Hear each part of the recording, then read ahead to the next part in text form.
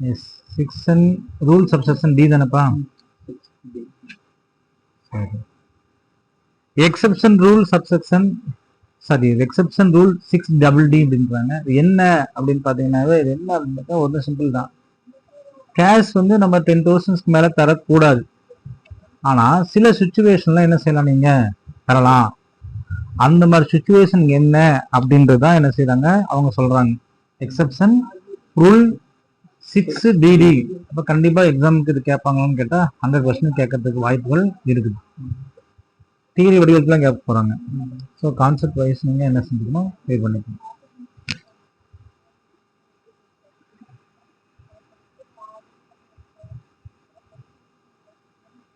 Under the rule, under the following circumstances, as prescribed rule 6DD, provision of section 40A subsection 3 is not attracted even the payment in excess of 10,000 or 35,000 if it is flying vehicles படிச்சீங்களா, flying hiring. Okay. எந்த நேரத்துல எந்த சுச்சுவேஷன்ல வந்து நீங்க account pay check தராம அல்லது bank மூலமா டிரான்சாக்ஷன் பண்ணாம எது மூலமா நடந்தாலும் 10,000 மேல கேஷ் கொடுத்தா கூட அது என்ன செஞ்சுக்கலாமா, அலோவ் பண்ணலாம் அப்படின்ற மாதிரி சொல்றாங்க. அது எது அப்படின்னு பாத்தீங்கன்னா ரிசர்வ் பேங்க் இந்தியா. நீங்க பேங்க்குக்கு நீங்க பேமெண்ட் பண்றீங்க, என்னங்க பேங்க்குக்கு என்ன செய்றீங்க, நீங்க பேமெண்ட் பண்றீங்க. where the payment is made to, யாருக்கெல்லாம் நீங்க பேமெண்ட் பண்ணா, ரிசர்வ் பேங்க் ஆஃப் இந்தியா பே பண்ணா அல்லது எந்த ஒரு பேங்கிங்ல போய் பணத்தை நீங்க டெபாசிட் பண்ணாலும் அது தேவையில்லை. 10,000 ரூபாய்க்கு மேலதான் தரணும்னு தேவையில்லை. நீங்க 1 கோடி ரூபாய் கூட போய் பேங்க்ல என்ன செய்யலாம், கட்டலாம். அதே மாதிரி State Bank of India or any other subsidiary bank, any cooperative bank, land mortgage bank, any primary agriculture credit society or any primary credit society, Life Insurance Corporation of India. ஆக இந்த இடத்துக்கு நீங்க 10,000க்கு மேல பேமெண்ட் பண்ணாலும் கூட என்ன செய்ய தேவையில்லை, கவலைப்பட வேண்டிய அவசியம் இல்லை. ஏன்னா இதெல்லாமே கவர்மெண்ட் என்டிட்டி தான் கிட்டத்தட்ட கன்சிடர் பண்றாங்க. அதனால கவர்மெண்ட்டுக்கு உள்ள வந்துச்சுன்னா அது கவலை இல்லை. where the payment is made to the government under the rules framed by it, such payment is likely to be made in legal tender. where the payment is made by any letter of credit arrangements through a bank, mail or telegraphic transfer. அடுத்தது book adjustment, என்னங்க from any bank, bill of exchange payable to bank, the use of electronic credit. see இந்த மாதிரி விஷயத்துக்கு நீங்க என்ன செய்ய தேவையில்லை, பணம் கொடுத்தா என்ன செய்ய தேவையில்லை, கட்ட வேண்டிய அவசியம் இல்லை. புரியுதுங்களா? ஓகே. அடுத்தது where the payment is made by letter of credit படுத்தாச்சு. டெபிட் கார்டு மூலமா, கிரெடிட் கார்டு மூலமா, use of electronic credit clearing system மூலம் பண்ணாலும் என்ன செய்ய தேவையில்லை, நீங்க கவலைப்பட வேண்டிய அவசியம் இல்லை. where payment is made by way of adjustment against account amount of any liability incurred by the payee for any goods supplied or services rendered by the assessee to such pay is book adjustment.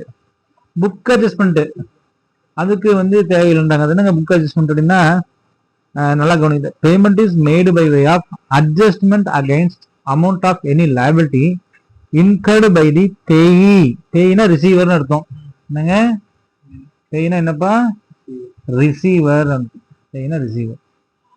For any good supplied or receive services rendered by the assessee to such payee, that is book adjustment. Book adjustment பத்தி ஒரு விளக்கம் சொல்றேன், அப்பதான் புரியும். இப்போது புரியாது. where the payment is made for the purchase of agricultural or forest produce. நீங்க ஒரு அக்ரிகல்ச்சர் விவசாயத்தை போய் நீங்க ஒரு பொருளை வாங்கிட்டு அவருக்கு என்ன செய்ய முடியாது, நம்ம ஜிபே பண்ண முடியாது, இல்லை பேங்க் எழுதுறாங்க. ஏன்னா விவசாயம் மேக்ஸிமம் பேங்க் கொண்டு வரதுக்கு வாய்ப்பு இல்லை. அதனால நீங்க என்ன செய்ய, அவருக்கு நீங்க கேஷா தரத்துக்கு வாய்ப்பு இல்லை. The produce of animal husbandry, அதாவது livestock, meat, hides and skins or dairy or poultry farming, fish or fish products, இவங்க எல்லாத்துக்கும் நீங்க என்ன செய்யலாமா, the product of horticulture, தோட்டக்கலை, apticulture, cultivator, grower or producer of such article, producer products அப்படின்றாங்க.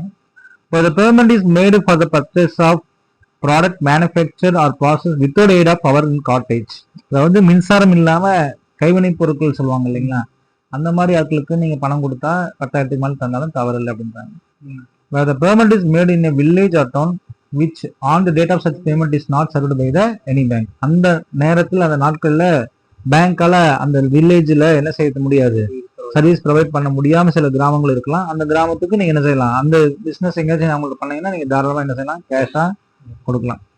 அல்லது வேற any payment is made to an employee of the assessee or heir of any such employee on or in connections with the retirement, retrenchment, resignation, discharge or death of such employee. ஏதாவது ஒரு எம்ப்ளாயிக்கு நீங்க பணம் தரீங்க, அவர் எந்த காரணத்தினால, ரிட்டைர்மெண்ட்னால, ரெட்ரென்ச்மெண்ட்னால, resignation, discharge அல்லது டெத்தாக கூட இருக்கலாம், அவருக்கோ அல்லது அவங்களுடைய லீகல் ஹேருக்கோ நீங்க பணத்தை கொடுக்குற மாதிரினா ஆன் அக்கௌண்ட் ஆஃப் கிராச்சுவிட்டியா இருக்கலாம், ரெட்ரென்ச்மெண்ட் காம்பன்சேஷனா இருக்கலாம், அல்லது டெர்மினல் பெனிஃபிட்டாக இருக்கலாம். இந்த அமௌண்ட் வந்து 50,000க்குள்ள இருந்துச்சு அப்படின்னா நீங்க அது கேஷாவே தரலாம். அதுக்கு மேல போச்சுன்னா நீங்க என்ன தரணும், அப்ப 10,000 தானே சொன்னீங்க, ஆனா இங்க எவ்வளவு சொல்றான், 50,000 வரைக்கும் நீங்க என்ன செய்ய தேவையில்லைன்றாங்க, கொடுக்க வேண்டிய அவசியம் இல்லை என்று சொல்றான். என்ன 10,000 ரூபாய் cash. The payment is made by an assessee by way of salary to his employee after deducting TDS from salary in accordance with section 192. When such employee is temporarily posted for continuous period of 15 days or more in place other than his normal place of duty on a ship. அதனாலங்க duty on a ship and does not maintain any account in any bank at such place or ship. அதாவது யாராவது ஒருத்தர் வேலைக்கு அமைத்திக்கிறீங்க, டெம்பரரியா 15 days கண்டினியூஸா work பண்ணிக்கிறாரு, or more in place other than its normal place, அவர் நார்மல் பிளேஸ் விட்டுட்டு வேற இடத்துல போயிருக்கிறாரு, அப்ப அவனுக்கு அந்த ஒர்க்கு என்ன செய்ய முடியாது, அக்கௌண்ட்ல சம்டைம்ஸ் தர முடியாத சுச்சுவேஷன் விட்டா என்ன செய்யலாம், நீங்க கேஷா தரல அப்படின்ற போது.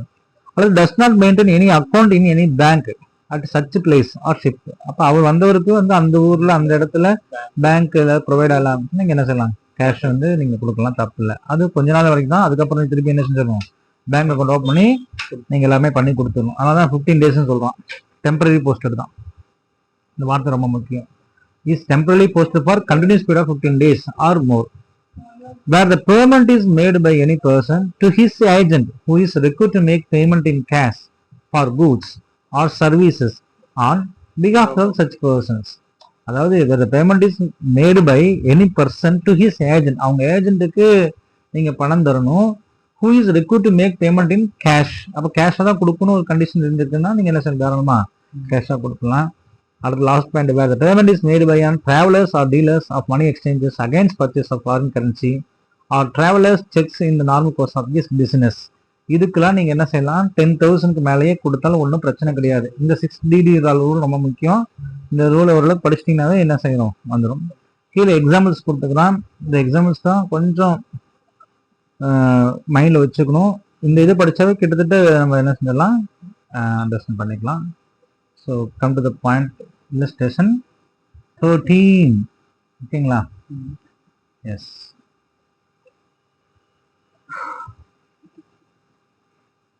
illustration 13 பாருங்க, கவனிக்கலாம். If an assessee makes payment to Mr. X, நல்லா கவனிங்க, assessee என்ன செய்யறாருங்க, assessee makes payment to Mr. X. assessee என்ன செய்யறாரு, பேமெண்ட் மிஸ்டர் எக்ஸ் கொடுக்கிறாரு, எதுக்காக, against bill of ₹50,000 on a same day but a different time. Different டைம்னா என்ன, அதாவது 20ஆம் தேதி வச்சுக்கலாமே, லாஜிக்கலா 20ஆம் தேதி 20/9/2025 காலைல 10 மணிக்கு ஒரு அமௌண்ட், 11 மணிக்கு ஒரு அமௌண்ட், 12 மணிக்கு அமௌண்ட், ஆனா சேம் டே. என்னங்க சேம் டே, டிசலோட இல்லப்பா, டிசலோட தான். ஏன் அதான் சொல்லிட்டேன், இப்போ assessee makes payment to Mr. X against bill of 50,000 on a same day but at a different time, but each time the amount payment does not exceed 10,000, then entire 50,000 shall be disallowed. ஏன்னா அந்த single day தான் consider பண்ணணும், single டேல 10,000 மேல போக கூடாது. ஆமா, அது வந்து டிஃபரெண்ட் டைம்ல இங்க வந்து கன்சிடர் பண்ண முடியாது. ஆமா, S. If an assessee makes payment of different bills, நல்லா கவனிக்கு, மேல வந்து பாத்தீங்கன்னா சேம் டேல, சார் எந்த ஒரு டைம்ல பே பண்ணாலும் நான் 11 மணிக்கு பே பண்ணும்போது 8,000 தான் சார் பே பண்ணிக்கிறேன் அப்படிலாம் சொல்ல முடியாது. நீங்க நல்லா கவனிச்சு, லாஜிக்கலா அவன் என்ன சொல்ல வரானா, சார் சேம் டே, என்னங்க சேம் டே 20/9ங்க 50,000 பில்லு போட்டாச்சு. அந்த பில்லுக்கு இப்போ நான் பேமெண்ட் தரேன். அப்போ 20/9 அன்னைக்கு ஆக்சுவலி பில் போட்டது வந்து 19/9 இல்லையா, ரவி அப்படின்றதுக்கு தரேன். அப்போ 20/9/2025 10 AM 11 AM இங்கே ஒரு 8000 தரேன், இங்கே ஒரு 9000 தரேன், 12 PMக்கு ஒரு 9000. இப்படி தானே தரேன் எல்லாமே. ஆனா சேம் டே செக் பண்ணி பார்த்தா என்ன ஆயிடுச்சு, 26,000 ஆயிடுச்சு. சார் அப்போ 10,000 எக்ஸிட் ஆயிடுச்சா சார்? 10,000 எக்ஸிட் ஆயிடுச்சா இல்லையா? அப்ப அட்ராக்ட் என்ன attract? Section 40A subsection 3 is attracted. ஓகேங்களா? Listen. Yes. Next, if an assessee makes payment of 2 different bills, none of them exceeds 10,000 at the same time to the same person in cash, provision of section 40 subsection A subsection 3 is not attracted. என்ன கேக்குறேன்னா, இப்ப assessee வந்து பேமெண்ட்டை வந்து 2 different bills, 2 different bill, நல்லா கவனிங்க, அதான் இந்த இடத்துல முக்கியமான விஷயம். 2 different bills அப்படின்னா பில் நம்பர் 1 எவ்வளோங்க, 20,000 ரூபாய். Bill number 2 30,000. 2 different bill எவ்வளோ ஆச்சு, 50,000 ரூபாய். கணக்கு என்ன சொல்றோம்? If an assessee makes the payment of 2 different bills, none of them exceeds 10,000. அப்ப இங்க எக்ஸீட் ஆயிடுச்சு. இங்க வந்து அப்ப என்ன செஞ்சிருக்கலாம், எக்ஸீட் ஆகாத மாதிரி போட்டுக்கலாம். இப்ப என்ன செய்யலாம், 8,000 ஒண்ணு 9,000 ஒண்ணு. இப்ப என்னாச்சுங்க, ரெண்டுமே எக்ஸீட் ஆகலையா? சொல்லுங்க, ரெண்டுமே எக்ஸீட் ஆகல. At the same time to the same person in cash. அப்ப X paid to Y 12,000 in cash against bill number 482 of 7,000 and bill number 572 of 5,000. Nothing shall be disallowed. Sir நீங்க சொன்னீங்க ஒரு நாள்ல 10,000 ரூபாய், என்னங்க ஒரு நாள்ல 10,000 போச்சுன்னா ஆக்சுவலா இந்த பேர் வந்து மிஸ்டர் எக்ஸ்ன்னு வச்சுங்க. மிஸ்டர் எக்ஸுக்கு வந்து நம்ம பில் நம்பர் 1 2 இல்லையா, பில் நம்பர் 1க்கு 8,000 ரூபாய்க்கு சர்வீஸ் வாங்கிக்கிறோம், அதே மாதிரி 9,000 ரூபாய்க்கு ஒரு பொருளை வாங்கிக்கிறோம்னு வச்சுக்கோங்க. மொத்தம் எவ்வளோ நம்ம தரணும், அவருக்கு 17,000 ரூபாய் தரணும். அப்ப நான் இன்னைக்கு 22ஆம் தேதி வச்சுக்கலாம், 22/9/2025 அன்னைக்கு நான் என்ன செய்யறேன், இவருக்கு 17,000 ரூபாய் தரேன். அப்ப சட்டம் என்ன சொல்லுது, சார் சிங்கிள் டே இன்னைக்கு கேஷ் பேமெண்ட்ஸ் 10,000 எக்ஸீட் ஆகக்கூடாது சொன்னீங்கல்ல. இப்ப நான் வந்து கொடுக்கறச்ச என்ன ஆயிடுச்சு, 17,000 ஆயிடுச்சு. எக்ஸிட் ஆகலாம் கேட்கல, எக்ஸிட் ஆகலாம். என்னன்னா 2 different bill, நல்லா கவனிங்க, 2 different, ஒரு பில்க்கு கிடையாது, 2 different பில்க்கு நான் என்ன செய்யறேன். அப்ப X paid to Y 12,000 in cash bill of rupees 472 7,000 and bill number 572 of 5,000. So both bills ரெண்டுத்தையும் இன்க்ளூட் பண்ணா 12,000 ஆயிடுச்சு. ஆனா ரெண்டுமே வெவ்வேறு பில் தானே, ஒரே பில்லுக்கு தான் தரக்கூடாதுன்னு சட்டம் இருக்குது. அதனால வெவ்வேறு பில்ல தரதுனால தாராளமா என்ன செய்யலாம், தரலாம் அப்படின்றது இந்த ஆன்சர்ஸ். இப்ப இந்த 2 படிக்கும் போது விளங்கி இருக்கும். நல்ல மேல இருக்கக்கூடியது ஒரு பில் அமௌண்ட் 10,000க்கு மேல தாண்டி, கீழே இருக்கக்கூடியது 2 பில்லுமே சேர்ந்து என்ன செய்யல, 10,000 தாண்டல, தனித்தனியா இருக்குது. அது ரெண்டுத்துக்கும் சேர்த்து இவர் என்ன செய்யலாம், 10,000 ரூபாய் கொடுக்கலாம் அப்படின்னு தான் கேள்வி. If an assessee makes payment of single bill, என்னங்க assessee makes a single bill on different days, என்ன சொல்லுங்க, on different days.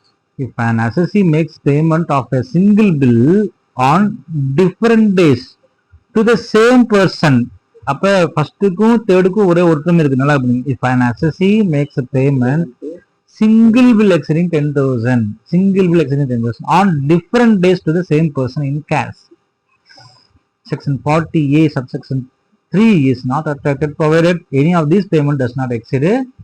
அப்ப இந்த கணக்கு ரொம்ப ஈஸி தான். இது எப்படின்னு பாத்தீங்கன்னா, அப்ப ஒரே ஒரு சிங்கிள் பில்லா, அந்த சிங்கிள் பில் தானே சொல்றாங்க, சிங்கிள் பில் நம்பர் 37/45,000 ரூபாய் எவ்வளவுங்க, 10,000க்கு மேல என்ன செஞ்சிருச்சு, தாண்டிடுச்சு. இவருக்கு பேமெண்ட் எப்படி நான் தரேன் அப்படின்னா, ஒரே பேமெண்ட்டா தரல, அதாவது 20/9 ஒரு பேமெண்ட், 22,900 ஒரு payment.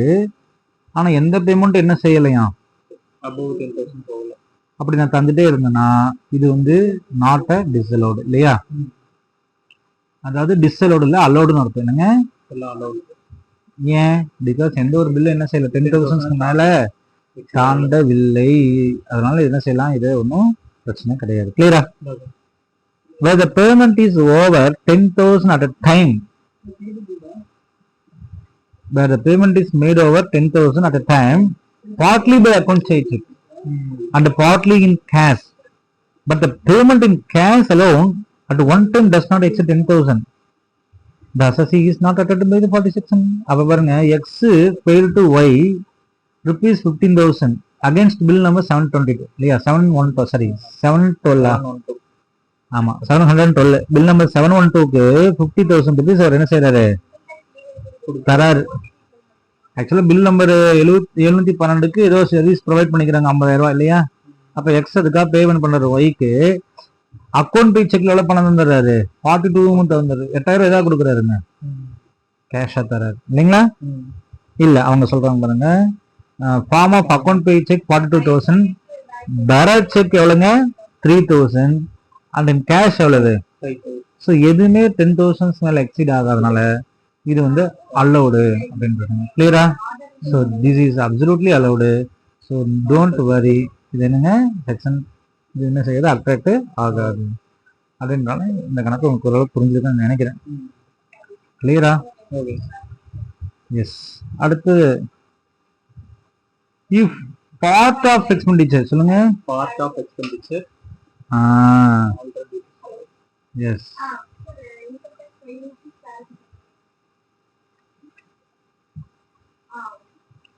If part of expenditure is already disallowed under any provision of this act, then disallowance will be calculated on allowed portion of the expenditures. Mr. X purchased goods from his brother. Purchased goods from his brother. Market value of which is 8,000. And paid in cash 6,000 shall be disallowed under section 40A subsection 2, and nothing shall be disallowed under section 40A subsection 3 as allowed expenditures does not exceed 10,000. இப்போ என்னன்னா, X வந்து பொருளை yard வாங்குறாரு, அவங்க பிரதர்ட்ட இருந்து வாங்குறாரு. அதோட பொருளோட மார்க்கெட் வேல்யூ எவ்வளவுதான், 8,000 தான். ஆனா இவர் எவ்வளவு கொடுத்து வாங்கிக்கிறாரு, அண்ட் paid in cash. அப்ப என்ன செஞ்சுட்டாரு, அவரு காசு கொடுத்துட்டாரு. நல்லா கவனிங்க. அப்ப என்ன சொல்றாருன்னா 6,000 செல்பி டிஸ்அலவுடுன்றாங்க. சார் நீங்க தானே சொன்னீங்க சார் 14,000 கொடுத்தா ஃபுல்லாவே டிஸ்அலவுடு தானே, 14,000 டிஸ்அலவுடு தானே, இங்க ஏன் சார் 6,000 மட்டும் டிஸ்அலவுட் பண்றாங்க அப்படின்னா, நல்லா கவனிங்க. 6,000 selfie disallowed under section 40 subsection A subsection 2. அதாவது ரிலேட்டிவ்ஸ்க்கு வந்து மார்க்கெட் வேல்யூ விட அதிகமான பொருளுக்கு வித்தீங்கன்னா அந்த எக்ஸ்ட்ரா பண்ணது என்னது, டிஸ்அலவுடு. அப்படி பார்க்கும்போது இந்த மார்க்கெட் வேல்யூ 8,000 தான் இருக்குது. அப்ப அவர் எவ்வளவு தான் வாங்கிருக்கணும், 8,000 தான் வாங்கிக்கணும். இப்ப 14,000 வாங்கிக்கிறாருன்னா இங்க சம்திங் ராங். அப்ப அந்த 6,000 எக்ஸ்ட்ரா, அந்த 6,000 என்ன ஆயிடுச்சு, டிஸ்அலவ் ஆல்ரெடி பண்ணிட்டாங்க. ஆல்ரெடி டிஸ்அலவ் பண்ணதுக்கு திருப்பி நம்ம என்ன சொல்றது, செக்ஷன் 40A சப்செக்ஷன் 3 கொஞ்சம் அதான் சொல்றான். If part of expenditure is already disallowed under a provision of this act, any provision of this act, then disallowance shall be calculated on the allowed portion of the expenditures. அதான் அந்த concept. அதனாலதான் என்ன செய்ய முடியல, இதுக்கு exceed ஆகல. புரியுதுங்களா? and nothing shall be disallowed under section 40 subsection A3. அங்க டிஸ்அலோட் ஆனது 6,000 ரூபாய், அங்க டிஸ்அலோட் பண்ணதுனால மிச்சம் எவ்வளவு இருக்கும், 8,000 தான் இருக்கும். 8,000 கொடுத்ததுமே கணக்கு வச்சுக்க வேண்டியதான். மார்டி லிமிட் ஃபார் ரோடு கேரியர், அதான் சொன்னேன் சார். என்ன சார் இந்த 35,000 அப்படின்னும் போது அந்த ரோடு கேரியர்ஸ்னா அந்த பொருளை ஏற்றி செல்லக்கூடிய வண்டிகள் சொன்னாங்க. Mister X made following payment in cash to road transport operator for the respective bills. அப்ப 23,000 to mister A on 10/5/2023 against his bill 540. 32,000 to Mr. B on 10/12/2023 against bill of 770. அடுத்தது 37,000 to Mr. C on 10/1/2022 against bill number 992. அப்ப வந்து C மட்டும் தான் disallow பண்ண முடியும், மற்ற ரெண்டு டிஸ்அலோவ் பண்ண முடியும். ஏன்னா ரெண்டுமே என்ன செய்யல, 35,000 தாண்டல. ஏன்னா இந்த ரோடு கேரியருக்கு மட்டும் தான் என்ன உண்டு, 35,000, 10,000 அந்த லிமிட் வந்து 25,000 வைக்க தராங்க. ஸோ அது மட்டும் தான் உண்டு, மற்றபடி யாருக்கும் இல்லை. கிளியரா? அடுத்து வந்து பாத்தீங்கன்னா where an assessee has been made in the assessment year in respect of any liability incurred by the assessee for any expenditures and subsequently during any previous year assessee makes payment in respect of their sum exceeding otherwise than by occupancy check அப்படின்றாங்க. அதுக்கு ஒரு உதாரணம் சொன்னா உங்களுக்கு ஈஸியாக தெரியும். Mister X வந்து ஆமா 37,000 தான். அப்ப தாண்டிடுச்சுல 35,000 தாண்டிடுச்சுன்னா டிசலோடு தான். ஆமா சிக்கு மட்டும் தான் disallowed. Payment made to C shall be disallowed. டிசலோடுனா என்ன செய்ய முடியாது, அது அப்படியே இன்கமா சேர்த்திடுவாங்க. Mr. X purchased goods on credit on 7/7/2023 for ₹60,000 and claimed the expenditure as deductions in assessment year 24-25. அதாவது மிஸ்டர் எக்ஸ் பர்ச்சேஸ் பண்றாரு பொருளை 60,000க்கு, அந்த 60,000 வந்து தன்னுடைய பிஎன்எல் அக்கௌண்ட்ல எக்ஸ்பென்சஸா கணக்கு அமைச்சாரு. But on 7/7/2025 he paid to the creditor 60,000 in cash. கேஷா பே பண்ண கூடாதுல்ல, பண்ணக்கூடாதுல்ல, எவ்வளவு பண்ணிருக்கணும், 10,000 தான் பண்ணிருக்கணும். கேஷா 10,000க்குள்ளதான் பண்ணிருக்கணும். Since amount has been paid in cash excess of 10,000, therefore allowances originally made shall be considered as income of the previous years in year in which such payment has been made. அப்ப sir ஆக்சுவலா வந்து இந்த amount இப்பதான் பே பண்ணலாம், அந்த எந்த வருஷம் அவர் பே பண்றாரோ அந்த வருஷத்துக்கு நான் என்ன செஞ்சிருவோம், அதை இன்கமா கன்சிடர் பண்ணிட்டு போயிட்டே இருக்கு. Very good. இது வந்து பிசினஸ் ஆர் ப்ரொஃபஷன் என்னங்க, ஓகேங்களா?